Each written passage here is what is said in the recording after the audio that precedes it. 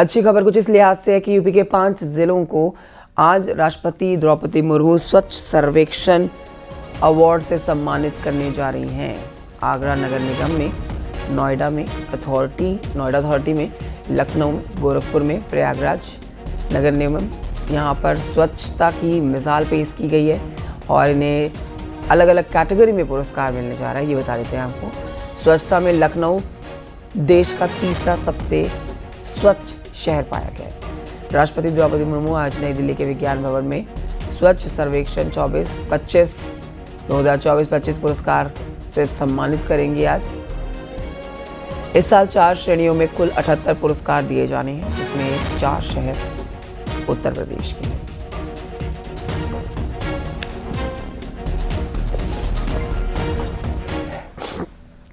और आइए बढ़ते हैं आगे, आपको बताते हैं लखनऊ में यूपी सरकार और यूएनडीपी के बीच में समझौता हुआ है। सीएम योगी की मौजूदगी में समझौता किया गया। आपदा प्रबंधन पर 19 करोड़ 99 लाख का एमओयू हुआ है।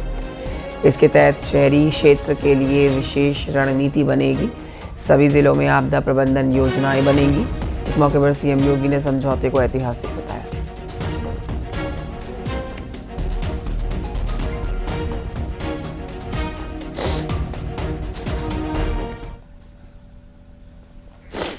और ये बढ़ते हैं आगे। सीएम योगी आज चंदौली के दौरे पर रहने जा रहे हैं। सीएम योगी चंदौली की कोर्ट में बिल्डिंग का लोकार्पण करने जा रहे हैं।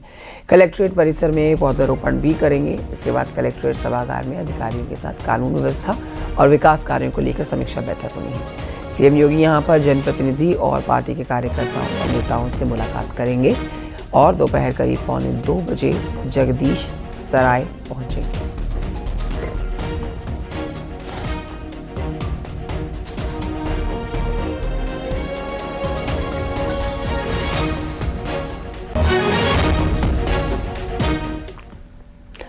चंदौली में सीएम योगी वाराणसी जाएंगे और चंदौली से वाराणसी जाने का जो कार्यक्रम सीएम योगी का, उसमें जान लीजिए कि 2 दिन के दौरे पर काशी रहने वाले हैं और 4 बजे आज शाम को सीएम योगी काशी पहुंच जाएंगे। 2 दिन के दौरे के लिए काशी पहुंच रहे हैं। काशी विश्वनाथ और काल भैरव मंदिर में दर्शन पूजन का कार्यक्रम, साथ ही कई और कार्यक्रम जिसमें शिरकत करेंगे सीएम योगी।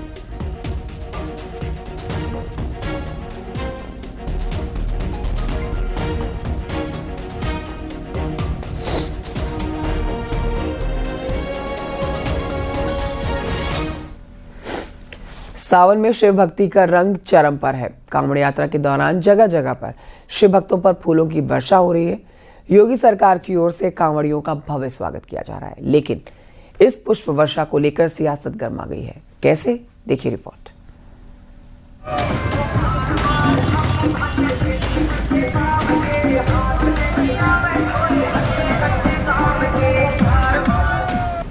हर साल की तरह इस बार भी कांवड़ यात्रा में शिव भक्तों का उत्साह देखते ही बन रहा है। सड़कों पर भगवा में माहौल है और कांवड़ियों के स्वागत में फूलों की वर्षा हो रही है। योगी सरकार ने इस बार भी खास इंतजाम किए हैं। हेलीकॉप्टर से पुष्प वर्षा हो रही है और जगह जगह कांवड़ियों का भव्य स्वागत किया जा रहा है। लेकिन इस भक्ति के रंग में सियासत का तड़का भी लग गया है। समाजवादी पार्टी के सांसद लालजी वर्मा ने पुष्प वर्षा को अंधविश्वास को बढ़ावा देने वाला बताया। उन्होंने कहा कि ये सरकार का राजधर्म नहीं है। निश्चित रूप से भ्रष्टाचार बड़े पैमाने पर है, अपराध बड़े पैमाने पर है, बेरोजगारी बड़े पैमाने पर है।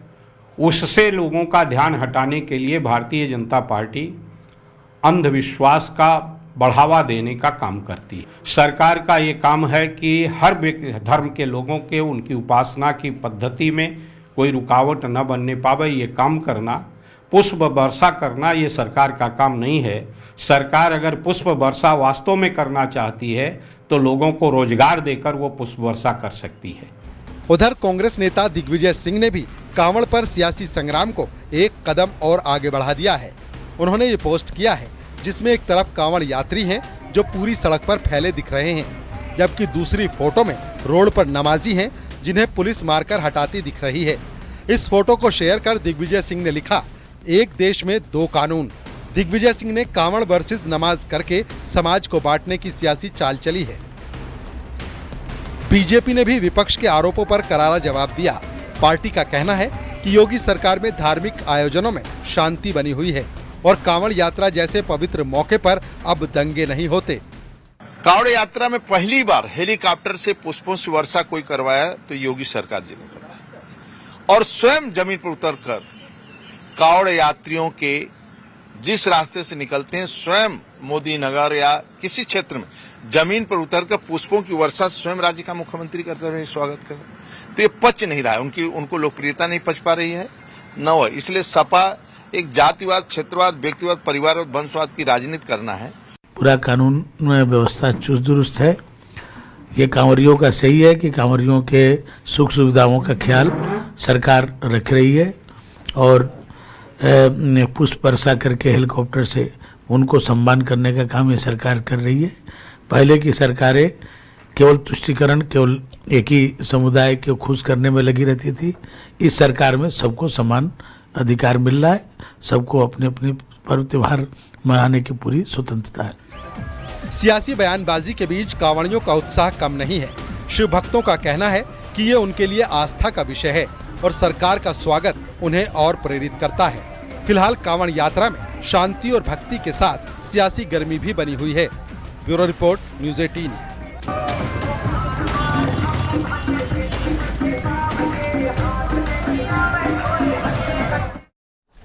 और ये बढ़ते हैं आगे, आपको बताते हैं लव जिहाद पर मौलाना शहाबुद्दीन रिजवी का बड़ा बयान आया सामने। मौलाना शहाबुद्दीन ने लव जिहाद साजिश नहीं, जवानी की गलती बताया और कम उम्र में लड़कों से गलती हो जाती है कहा।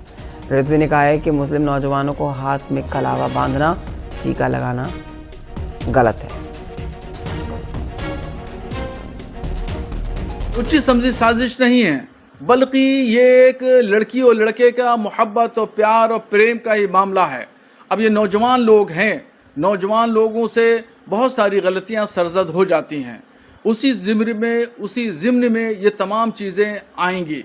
ये कोई ऐसा नहीं है कि कोई मुस्लिम संस्था है और वो मुनज़्ज़म साजिश या मुनज़्ज़म प्लानिंग के तहत ऐसा कर रही है, बल्कि ये गलतफहमी है। पहचान छुपाना, नाम छुपाना, कलावा बांधना, माथे पे टीका लगवाना, ये सब नाजायज़ काम है।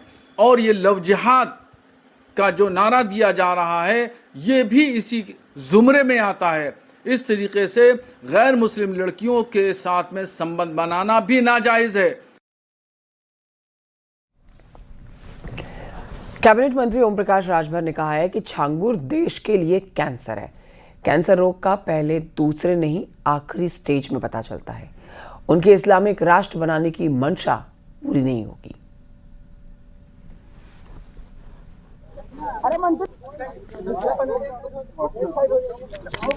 जस करनी वो सब भोग विधाता, नरक जात काहे पछताता। जो जैसा कर रहा उसको वैसा फल मिल रहा है। संज्ञान में आए बात सरकार ने उसको जो है बता दिया कि तुम जो चाहते हो तुम्हारी मंशा पूरी नहीं होगी। एफआईआर में इस बात का जिक्र है कि इस्लामिक राष्ट्र बनाने की कोशिश की उसकी छांगुर को। देखिए, सवाल ये खड़ा होता है कि वो यहाँ डेरा बनाया कब, वो यहाँ किसकी सरकार में बसा, कारोबार वो फैलाया किसकी सरकार में। इस सरकार में जब जानकारी हुई कि इस तरह का कृत्य हो रहा है तो सरकार ने त्वरित कार्रवाई की। कथावाचक अनिरुद्धाचार्य ने समाजवादी पार्टी के अध्यक्ष अखिलेश यादव को जवाब दिया। हालांकि उन्होंने अखिलेश यादव का नाम नहीं लिया, लेकिन उन्होंने 2023 के एक वायरल वीडियो का जवाब दिया है, जिसमें अखिलेश यादव अनिरुद्धाचार्य से सवाल करते हैं कि आपका हमारा रास्ता अलग है। एक सवाल पर जब जवाब अनिरुद्धाचार्य ने नहीं दिया तो उस पर अखिलेश यादव ने ये कहा था। लेकिन आप ये पूरी खबर जानिए इस रिपोर्ट में। समाजवादी पार्टी के मुखिया अखिलेश यादव और वृंदावन के कथावाचक अनिरुद्धाचार्य का एक वीडियो सोशल मीडिया पर जमकर वायरल है। बता दें कि जो वीडियो वायरल हो रहा है वो साल 2023 का है। वायरल वीडियो में दोनों के बीच शूद्र शब्द को लेकर विवाद हुआ। सोशल मीडिया अलग अलग प्लेटफॉर्म पर सपा समर्थक इस वीडियो को जमकर शेयर कर रहे हैं। वहीं इस वीडियो को लेकर कथावाचक अनिरुद्धाचार्य का जवाब सामने आ गया है और उन्होंने बिना नाम लेते हुए अखिलेश यादव पर करारा प्रहार किया है। बता दें कि कथावाचक अनिरुद्धाचार्य ने अपने YouTube चैनल पर एक वीडियो शेयर किया। अनिरुद्धाचार्य की ओर से शेयर किए गए इस वीडियो में उन्होंने सपा चीफ अखिलेश यादव का नाम लिए बिना हमला बोलते हुए कहा। उन्होंने कहा कि यूपी के पूर्व मुख्यमंत्री वो मुझसे कहते हैं आपका रास्ता अलग, मेरा रास्ता अलग, क्योंकि मैंने उनके पूछे गए सवाल का उनके मन मुताबिक उत्तर नहीं दिया। यूपी के पूर्व मुख्यमंत्री वो मेरे से कहते हैं कि आपका रास्ता अलग, मेरा रास्ता अलग। क्यों? क्योंकि मैंने उनके पूछे गए प्रश्न का उनके मन मुताबिक उत्तर नहीं दिया। मैंने वही उत्तर दिया जो सच है। सोचिए, वो नेता हमसे कह रहे हैं कि आपका रास्ता अलग, हमारा रास्ता। वो मुसलमानों से नहीं कहते कि तुम्हारा रास्ता अलग, हमारा रास्ता। वो मुसलमानों से कहते हैं कि जो तुम्हारा रास्ता वही हमारा रास्ता। सोचिए, जब राजाओं के अंदर ऐसा द्वेष है तो इन राजाओं से इस देश का कैसे कल्याण होगा? ये प्रजा की कैसे सेवा करेंगे? इस बीच लोगों के मन में ये सवाल है कि आखिर अखिलेश यादव और अनिरुद्धाचार्य के बीच ये बहस कैसे शुरू हुई। दरअसल ये वीडियो साल 2023 का है। तब अखिलेश यादव शूद्र शब्द पर जमकर राजनीति कर रहे थे। ऐसे में रास्ते में अखिलेश यादव और अनिरुद्धाचार्य की मुलाकात हुई। इस दौरान बातचीत में अनिरुद्धाचार्य ने वर्ण के आधार पर ब्राह्मण, क्षत्रिय, वैश्य, शूद्र का जिक्र किया। इसको लेकर अखिलेश यादव ने उन्हें अपने अंदाज में खूब सुनाया। अखिलेश यादव आखिर में ये भी कहते नजर आते हैं कि चलिए यहीं से हमारा और आपका रास्ता अलग अलग होता है। दरअसल ये इस लाइन को अब अखिलेश यादव और उनके पीडीए से जोड़ा जा रहा है, खासकर तब जब इटावा कांड में यादव कथावाचक और उनके दलित सहयोगियों के साथ अमानवीय व्यवहार किया गया। इस कांड के बाद अखिलेश यादव ने धीरेन्द्र शास्त्री उर्फ बाबा बागेश्वर समेत अन्य कथावाचकों पर सवाल उठाए थे। Bureau report, news 18। उधर बस्ती पुलिस ने 2 साइबर ठगों को गिरफ्तार किया है। ये गैंग सोने के सिक्कों का शौकीन था। ठगी के रूपों से सोने के सिक्के खरीदता था। आरोपी फर्जी सिम कार्ड और म्यूल बैंक खातों के जरिए ठगी करते थे। मामला तब सामने आया जब बालक राम ज्वेलर्स के मालिक प्रज्वल गुप्ता ने शिकायत दर्ज कराई। उन्होंने बताया कि कुछ लोगों ने उनकी दुकान से सोने के सिक्के खरीदे और 2,06,000 रुपए का ऑनलाइन भुगतान दिखाकर धोखाधड़ी कर डाली।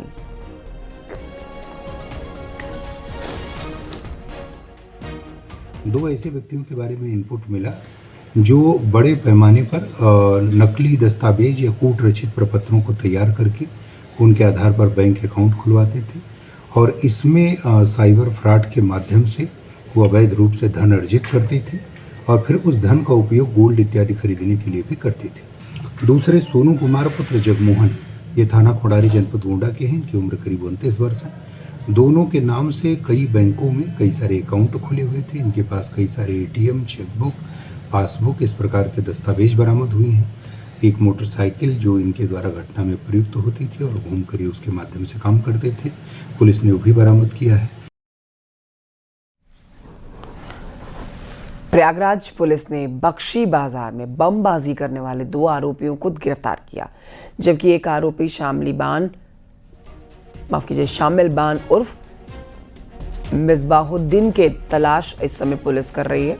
सीसीटीवी फुटेज के आधार पर गिरफ्तारी की जा रही है। पुलिस ने जिशान और अनीश अहमद को घनश्याम नगर पैदल पुल के पास से गिरफ्तार किया है।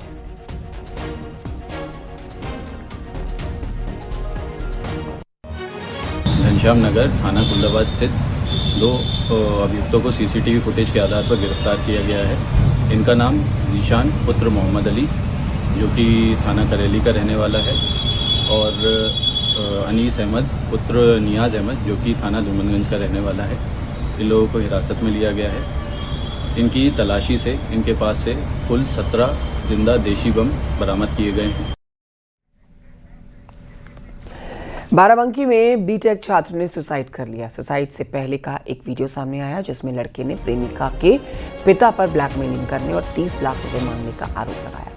मृतक छात्र की बहन ने जब मृतक को मोबाइल उसका देखा तो उसमें चौंकाने वाला खुलासा हुआ, जिसके बाद परिजनों ने पुलिस को इस तरह से तहरीर देकर युवती और उसके परिजनों पर कार्रवाई की मांग की है। मैं तुषार वर्मा, मैं आत्महत्या करने जा रहा हूँ। आराध्या वर्मा, आयुष वर्मा और मजनू वर्मा के वजह से इन्होंने मेरे ऊपर पहले गलत आरोप लगाए थाने में जाके और फिर अब मेरे ऊपर फिर से गलत आरोप लगाए जा रहे हैं। इन्होंने मेरे घर वालों से 30 लाख रुपए लिए हैं। अभी भी ये लोग शांत नहीं है, फर्जी के बवाल कर रहे हैं। खबर अमरोहा से, जहां पर शिव मंदिर में एक अजीब चोरी देखी गई है। यह अजीब चोरी का मामला, जिसमें युवक मंदिर में आया और उसने पहले मंदिर की रैकी की। उसके बाद युवक ने भगवान के सामने हाथ जोड़कर पूजा की, फिर माफ़ी मांगते हुए कहा कि भगवान मुझे माफ़ करना, मैं दान पात्र ले जा रहा हूँ। इसके बाद वो दान पात्र उठाकर वहाँ से फरार हो गया। मंदिर में लगे सीसीटीवी कैमरे में ये पूरी घटना रिकॉर्ड हो गई है।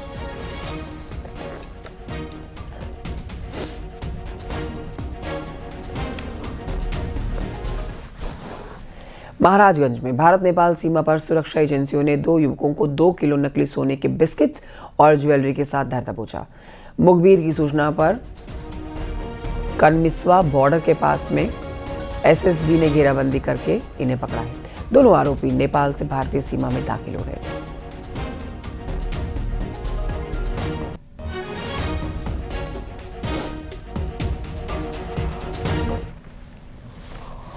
प्रतापगढ़ में अवैध होटलों पर पुलिस का एक्शन देखा गया है। पुलिस ने 4 होटल पर छापेमारी की, जिसमें से 3 होटल को सील कर दिया गया है। आरोप के मुताबिक तीनों होटल बिना रजिस्ट्रेशन के चल रहे थे। होटल में सीसीटीवी कैमरे नहीं लगे थे।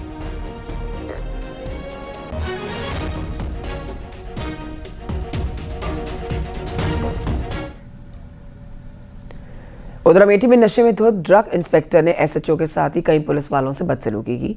इसका वीडियो भी सोशल मीडिया पर वायरल हुआ है। ये देखिए, वीडियो आपको दिखा रहे हैं। तेज रफ्तार कार चलाने पर पुलिस ने रोका। मुंशीगंज थाना क्षेत्र में अमेठी रोड की यह घटना। एसएचओ के साथ कई पुलिस वालों से अभद्रता हुई है।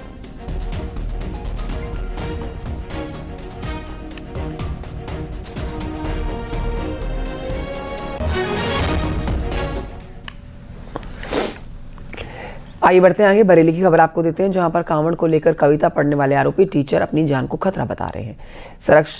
सरकार से सुरक्षा की मांग कर रहे हैं। आरोपी शिक्षक रजनीश कुमार गंगवार ने कहा है कि कविता के जरिए किसी की भावनाओं को आहत करने का मकसद नहीं था। मैंने ये कविता छोटे बच्चों को समझाने को पढ़ी। एक टीचर होने के नाते मेरा ये फर्ज बनता है।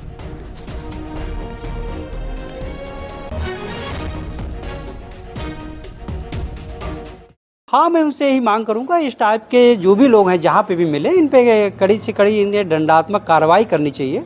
और ख़ासकर जो हमारे जैसे निडर लोग हैं, जो निष्पक्ष हैं और हमेशा बच्चों को या समाज को सुधार करने की बात करते हैं, इनकी हमेशा सुरक्षा होनी चाहिए। जिस तरह से हमारे ऊपर FIR दर्ज की गई थी, उसके लिए भी मैं कहना चाहूँगा, शासन से भी कहना चाहूँगा, सरकार से भी कहना चाहूँगा कि कोई शिक्षक, जबकि वो पूरी वीडियो वायरल है, उसको पहले देखा जाता, उसे समझाया जाता, उसके बाद की जाती। इस तरह से हिम्मत हौसला तोड़ा जाएगा जो अच्छे लोग हैं, बुद्धिजीवी लोग हैं।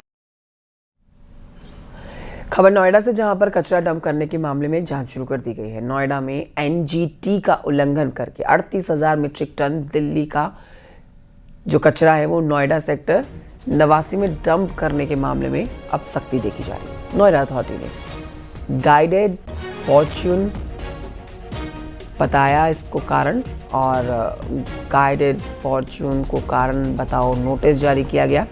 अधिकारियों ने सेक्टर सुपरवाइजर जे को बर्खास्त करने की कार्रवाई की। अब ये तलवार इन पर लटक रही है। Noida sector greater express way के रास्ते सेक्टर 89 के अंदर दिल्ली से कचरा लाकर डाला जा रहा था।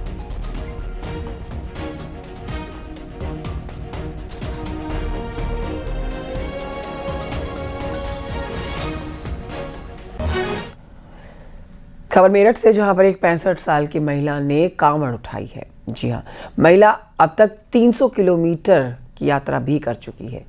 महिला का कहना है कि उन्होंने भोले बाबा से जो मन्नत मांगी थी वो पूरी हुई, इसलिए इस उम्र में उन्होंने कांवड़ उठाई।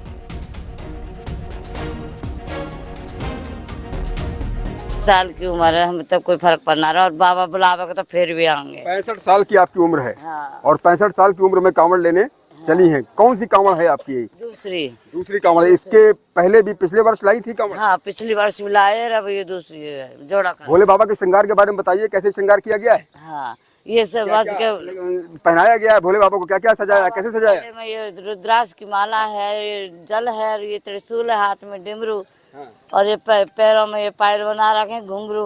और शंकर भगवान को अच्छी तरह से, गंगा मैया बैठी हैं और जटाओं में वो चंद्रमा बैठे हैं, ये बैठे हैं, दाम रुद्राक्ष की माला और चश्मा लगा के बोले हर हर महादेव, हर हर चश्मा लगा के बोले हैं तो इनको कांधे पर बैठा करके चलते हैं।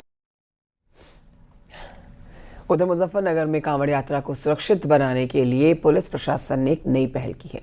जिले के सभी थानों में डाक कांवड़ यात्रियों के साथ ही विशेष बैठक की गई है। बैठक के बाद डाक कांवड़ लेने वाले सभी शिव भक्तों को थाने में विशेष शपथ दिलाई गई। उन्होंने प्रतिज्ञा ली है कि वो कांवड़ यात्रा के दौरान पुलिस का पूरा सहयोग करेंगे। इसे कांवड़ यात्रा को सकुशल और सुरक्षित तरीके से संपन्न करा सकें, इसके संबंध में डिस्कशन हुई और बाद में जो प्रशासन की तरफ से भी कुछ दिशा निर्देश हैं कि गति अपनी नियमित रखें, अपनी निर्धारित लेन में ही चले, जो साइलेंसर ना उतारें, डीजे की जो है वॉल्यूम को नियंत्रित रखें। ये सब जो है दिशा निर्देश में उनको दिए गए। सबने इस बात से एग्री किया और सबने इस बात की प्रतिज्ञा भी ली और सबने इस बात का कमिटमेंट दिया है कि वो इन सभी दिशा निर्देशों का पालन करेंगे और पुलिस प्रशासन का पूरा सहयोग करेंगे, ताकि हम मिलजुल करके सभी लोग जो है कांवड़ यात्रा को सकुशल और सुरक्षित रूप से संपन्न करवा सकें।